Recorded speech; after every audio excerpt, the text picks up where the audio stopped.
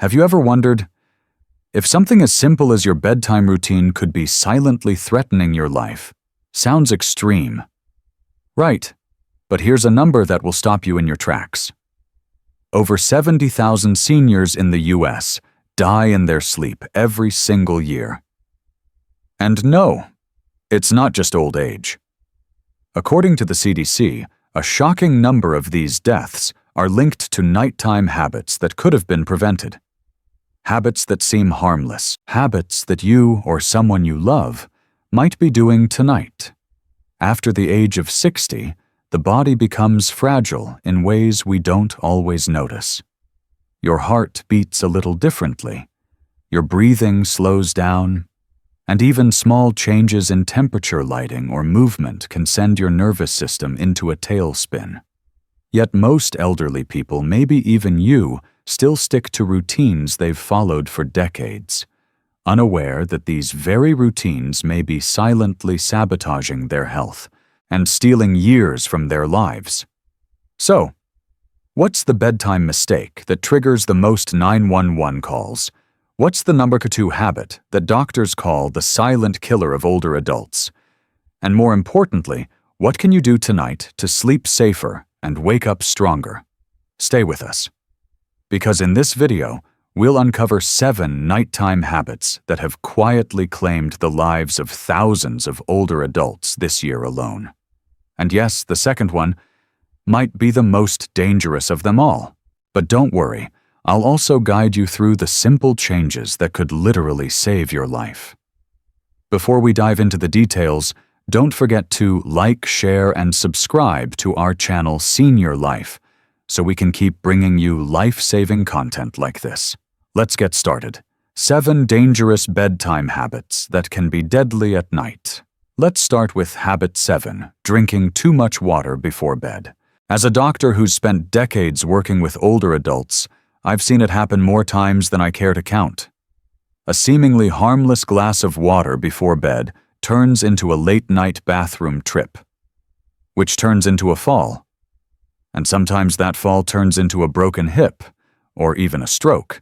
Let me be clear, hydration is important, but timing matters, especially as we age. According to the National Institute on Aging, over 1/3 of adults over 65 experience nocturia, the medical term for waking up at night to urinate. And studies published in the Journal of the American Geriatrics Society show that frequent nighttime urination doubles the risk of falls, especially in the hours between 2 and 6 a.m., when coordination is weakest and balance is impaired. And it doesn't stop there. When your sleep is constantly interrupted, your body never reaches deep sleep. That's a big deal, because deep sleep is when your brain clears out toxins. It's also when memory is consolidated. Research from Harvard Medical School and Johns Hopkins found that older adults who get less than 4.5 hours of uninterrupted sleep per night are at significantly higher risk for cognitive decline and even early Alzheimer's disease.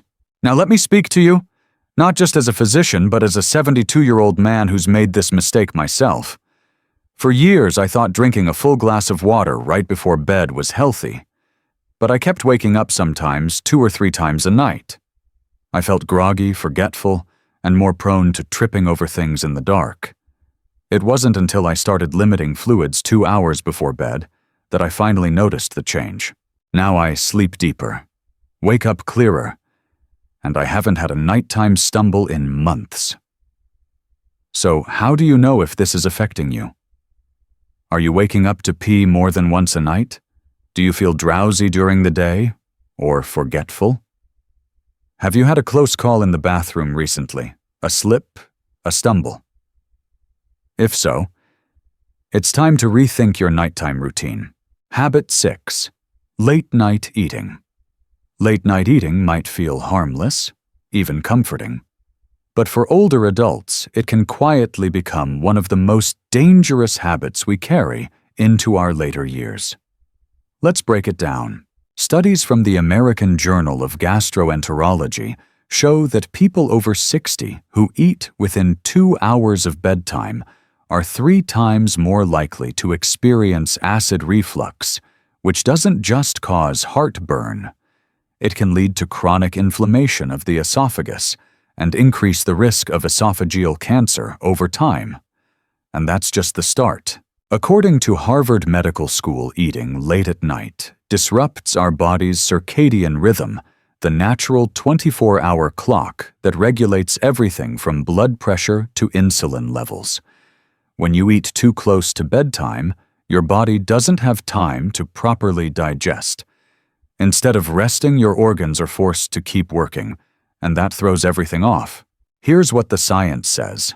Late-night meals are linked to higher nighttime blood pressure, poor blood sugar control, and even increased risk of stroke and cardiac events, especially in adults over 65. One study published in the Journal of Clinical Endocrinology and Metabolism found that older adults who regularly ate late meals had a 35% higher risk of nighttime hypertension, meaning their blood pressure didn't drop during sleep as it should. So how do you know if this habit is hurting you? Are you waking up with indigestion, bloating, or a dry cough? Does your blood pressure stay high at night despite medication? Do you feel unusually tired in the morning, even after a full night's sleep? If so, it's time to rethink dinner. Here's what I recommend and what works for me now at 72. Eat dinner at least 3 hours before bedtime. Keep it light. Think steamed veggies soup or a small portion of lean protein. Avoid fried, spicy, or fatty foods in the evening. They slow digestion and trigger reflux. And if you need a little something before bed, try a slice of banana or a few almonds. They're gentle and won't spike your blood sugar. Let me ask you, have you ever felt pressure in your chest at night and brushed it off as just gas?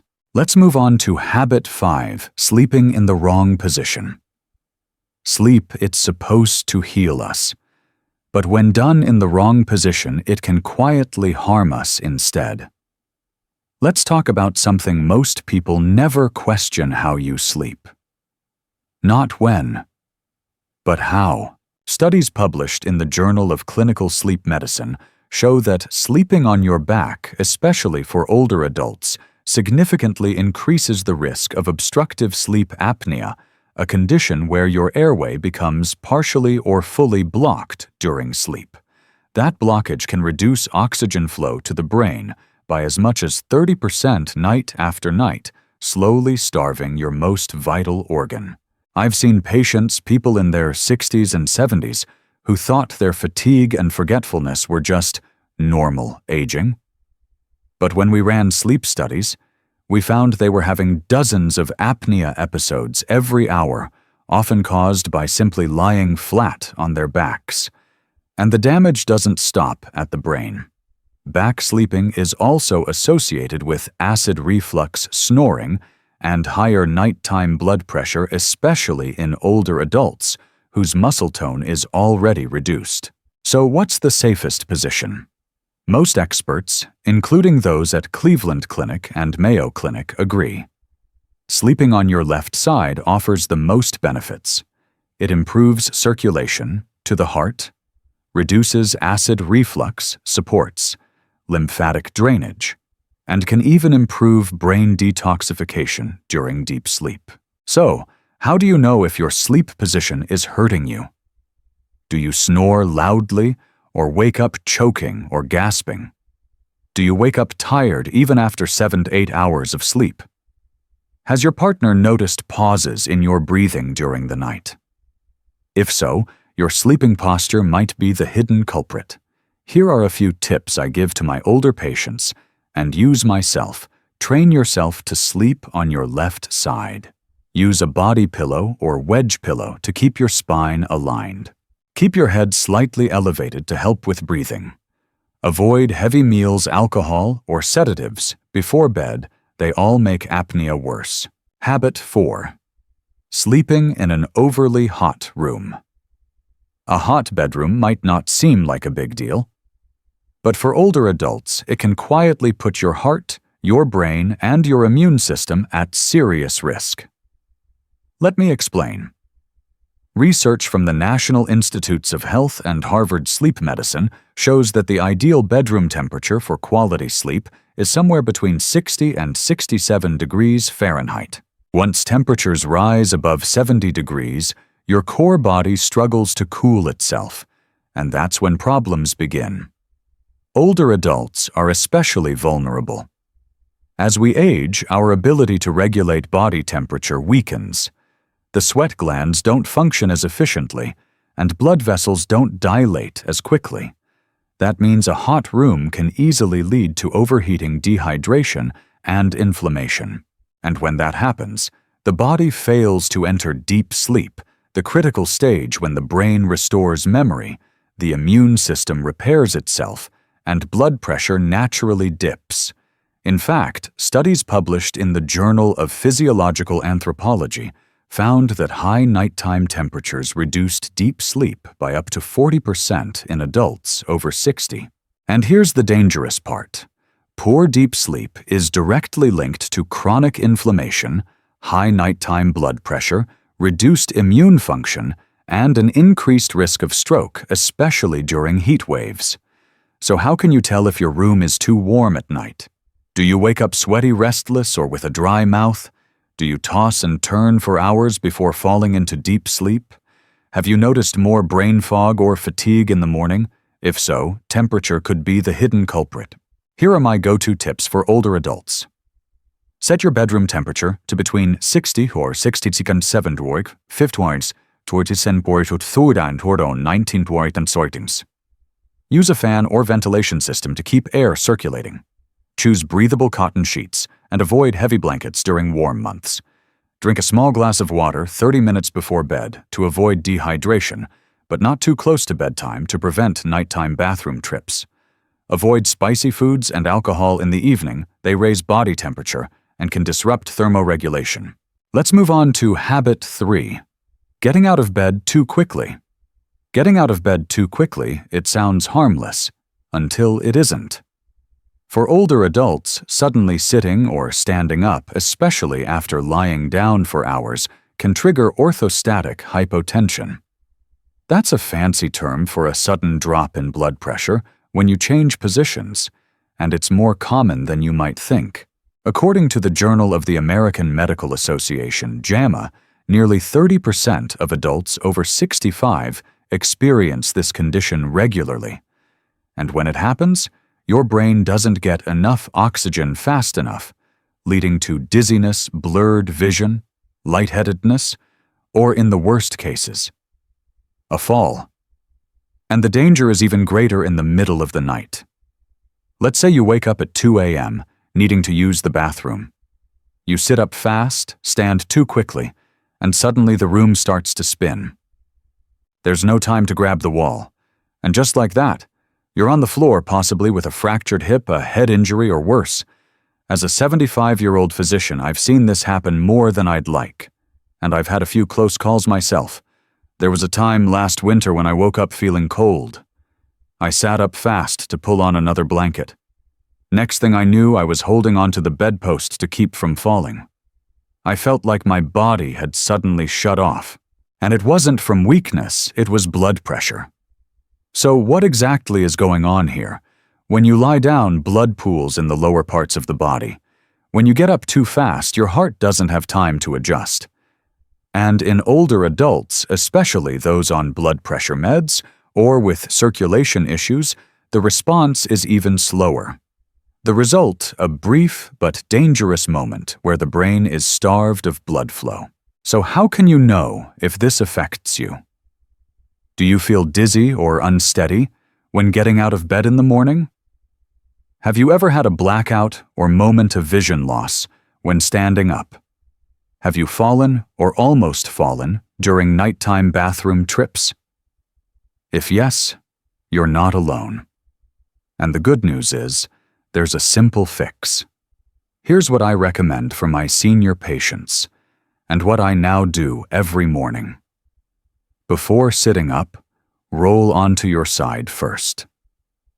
Stay there for 10 to 15 seconds. Then slowly push yourself into a seated position and pause again. Once you feel steady, plant your feet on the floor and take a deep breath before standing. Keep a nightlight by your bed so your eyes adjust easily if you need to move.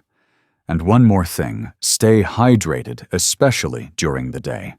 Mild dehydration makes orthostatic hypotension much worse. Habit 2. Taking the wrong medication at night. Taking the wrong medication, or taking the right medication at the wrong time, can quietly turn a peaceful night into a medical emergency. And for older adults, this happens more often than you'd think. Let's start with the science. A recent study published in the Journal of the American Geriatric Society found that over 40% of hospital admissions in adults over 65 were linked to medication-related complications. Many of those complications occurred at night when the effects of certain drugs are stronger and the body's natural defenses are lower. Medications like sleep aids, sedatives, and even some blood pressure pills can cause serious harm if taken at the wrong time or without proper monitoring. Here's what can happen. You wake up feeling groggy or confused. You get up to use the bathroom and feel dizzy or off balance. You fall sometimes with devastating consequences. Or worse, your blood pressure drops too low while you're sleeping, leading to fainting, stroke, or even cardiac arrest. So how can you recognize if nighttime medication might be harming you? Are you waking up feeling unusually drowsy or disoriented? Do you notice memory lapses after starting a new evening medication? Have you had a fall or a close call after taking pills before bed? If so, it's time to take action. Here's what I recommend for older adults, and what I've personally done at age 76. Keep a written schedule of your medications with specific times clearly marked. Ask your doctor or pharmacist, is this safe to take at night? Avoid combining sleep meds, sedatives, or antihistamines unless your doctor has specifically approved it. Use a pill organizer with labeled times morning, noon, evening to prevent mix-ups. And most importantly, if you feel off the morning after taking something at night, report it. It could be the first sign of a medication interaction or overdose. Habit 1. Ignoring signs of sleep apnea or chronic insomnia. Loud snoring, gasping for air during sleep, or simply lying awake night after night. They may seem like annoyances, but for older adults, these could be life-threatening warning signs. Let's look at the data. According to the American Academy of Sleep Medicine, up to 80% of older adults with sleep apnea, a condition where breathing repeatedly stops during sleep, go undiagnosed. That's a staggering number, and it means millions of seniors are sleeping through silent danger night after night without even knowing it. What's worse, untreated sleep apnea and chronic insomnia don't just make you tired. They increase your risk of heart failure, stroke type 2, diabetes, high blood pressure, and even Alzheimer's disease. A study from Johns Hopkins Medicine found that people with severe sleep apnea are nearly 3 times more likely to suffer from heart complications. Another from the National Institute on Aging confirmed that chronic poor sleep accelerates brain shrinkage and memory decline in people over 65. And here's the catch. Most older adults don't realize it's happening. I can speak from experience not just as a doctor, but as a 76-year-old who brushed off sleep trouble for years. I used to think waking up multiple times a night was just part of getting old. But I didn't realize I was waking up because I wasn't breathing. It wasn't until my daughter, who stayed over one weekend, told me she heard me stop breathing for 20 seconds, then gasp loudly, then snore again. That's what finally made me get a sleep study. Sure enough, I had moderate obstructive sleep apnea. Now that I'm on treatment, I sleep deeper. I think clearer, and I don't wake up with heart palpitations anymore. So how do you know if this could be happening to you?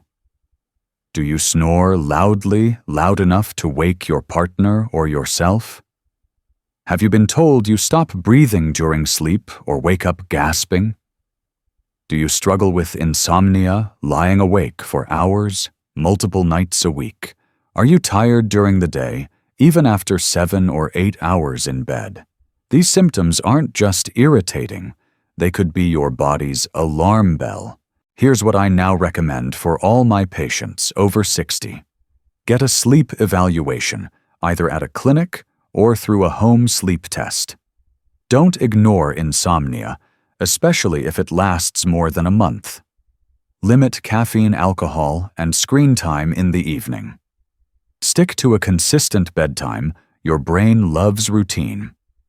If diagnosed with sleep apnea, consider a CPAP machine, mouthguard, or other doctor-approved therapies. Keep your bedroom cool, dark, and quiet. Optimal sleep starts with the right environment. You've just learned about 7 seemingly harmless nighttime habits that can actually pose serious health risks for older adults, from taking the wrong medications to poor sleep posture. To ignoring signs of sleep apnea, these habits can lead to dangerous falls, strokes, heart failure, or memory loss. But you don't have to change everything overnight. Start with one small adjustment. Listen to your body, adjust your routine, and talk to your doctor when needed. If you found this video helpful, please like, share, and subscribe to Senior Life, and stay with us on the journey to living longer, healthier, and sleeping safer every night.